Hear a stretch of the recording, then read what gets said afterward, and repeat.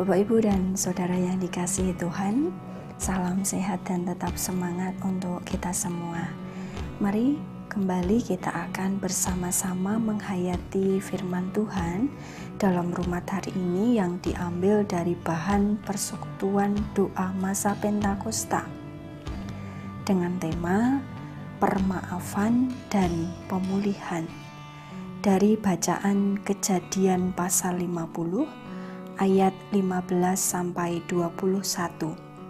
Dan kita akan menghayati dari nats dalam Kejadian pasal 50 ayat 19 sampai 21. Kejadian pasal 50 ayat 19 sampai 21 yang demikian firman Tuhan. Tetapi Yusuf berkata kepada mereka, "Janganlah takut, sebab aku inikah pengganti Allah? Memang kamu telah mereka-rekakan yang jahat terhadap aku, tetapi Allah telah mereka-rekakannya untuk kebaikan, dengan maksud melakukan seperti yang terjadi sekarang ini, yakni memelihara hidup suatu bangsa yang besar. Jadi janganlah takut, aku akan menanggung makanmu dan makan anak-anakmu juga." Demikianlah ia menghiburkan mereka dan menenangkan hati mereka dengan perkataannya. Amin. Bapak, Ibu, dan saudara-saudara yang dikasihi Tuhan, setiap orang pasti pernah berbuat salah. Dampaknya ialah pada sebuah kecenderungan yang bisa membuat seseorang mengalami luka hati atau luka batin. Luka itu membuat relasi menjadi renggang. Bahkan ada juga yang sampai enggan untuk bertegur sapa. Kita perlu berhati-hati dengan yang namanya luka batin. Sebab luka batin itu tidak hanya berdampak pada hancurnya relasi, namun juga mempengaruhi psikis yang membuat seseorang mudah terserang penyakit.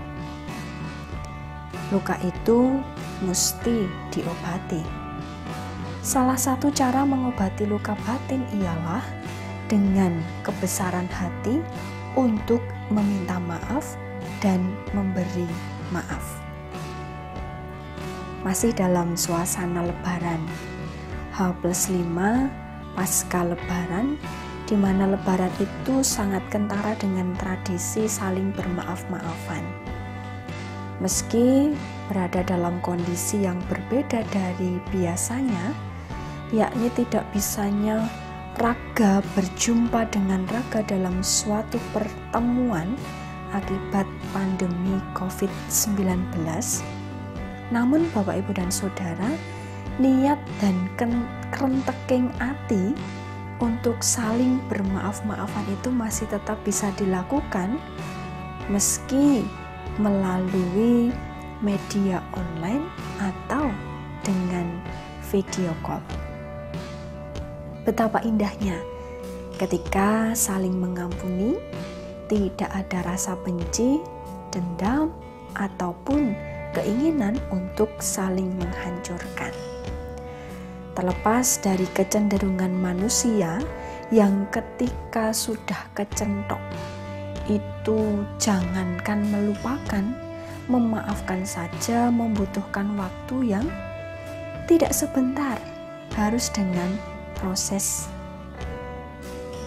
Meski demikian, Bapak, Ibu, dan Saudara, Rumat saat ini mengajak kita untuk berefleksi dari perjalanan hidup Yusuf. Sebenarnya Yusuf pun juga mengalami luka batin yang begitu mendalam. Bagaimana tidak, perlakuan saudara-saudaranya sungguh sangat menggeramkan, bahkan secara manusiawi mengatakan tak ada kata maaf bagimu. Namun Yusuf tidak mau menyimpan luka batin itu. Maka tidaklah sulit bagi Yusuf untuk memberikan maaf dan melupakan kesalahan saudara-saudaranya. Perlakuan buruk yang diterimanya berkali-kali itu dibalas dengan pengampunan yang didasari dengan ketulusan dan kasih. Yusuf mau merangkul kembali saudara-saudaranya meski ayahnya Yakub sudah meninggal. Kasih Yusuf tak tanggung-tanggung, Bapak, Ibu, dan Saudara. Bukan hanya pengampunan yang diberikan, tetapi juga kesediaan Yusuf untuk menghidupi saudara-saudaranya beserta dengan keluarganya, anak-anak mereka, istri mereka. Dari sini kita belajar bahwa masa lalu yang buruk tidak menutup pintu hati Yusuf untuk menerima kembali saudara-saudaranya dan hidup berdampingan untuk memulai lembaran baru.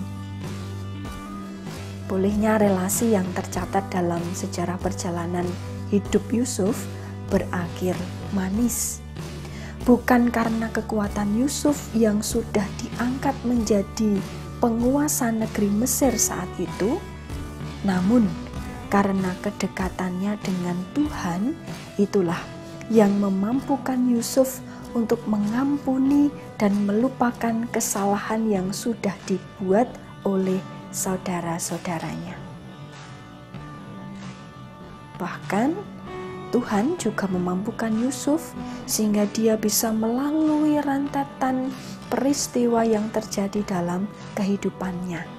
Dan inilah cara Tuhan memulihkan relasi dalam keluarga.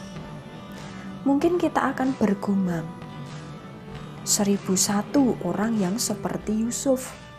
Apa sebenarnya yang memampukan Yusuf sehingga bisa berbuat demikian? Tak lain ialah karena Yusuf dekat dengan Tuhan. Dan apa yang dilakukan oleh Yusuf itu adalah karena kehendak Tuhan. Jadi kuncinya ialah memohon kekuatan Tuhan dan mau melakukan kehendak-Nya. Kalaupun kita sudah meminta maaf, nyatanya permintaan maaf itu tidak diterima. Ya, bawa saja dalam doa. Kesediaan untuk memaafkan dan meminta maaf itu akan berdampak pada pemulihan relasi, sehingga tercipta relasi yang dibaharui. Bapak, Ibu, dan saudara-saudara yang dikasihi Tuhan, dalam masa Pentakosta ini kita diingatkan betapa besar pengaruhnya permaafan bagi pemulihan relasi dalam kehidupan kita. Adakah di antara kita yang saat ini masih menyimpan dendam di dalam keluarga, dengan teman kita, atau dengan saudara-saudara kita yang lain? Maukah kita saling mengampuni? Kiranya Tuhan menolong dan memampukan kita semua. Amin.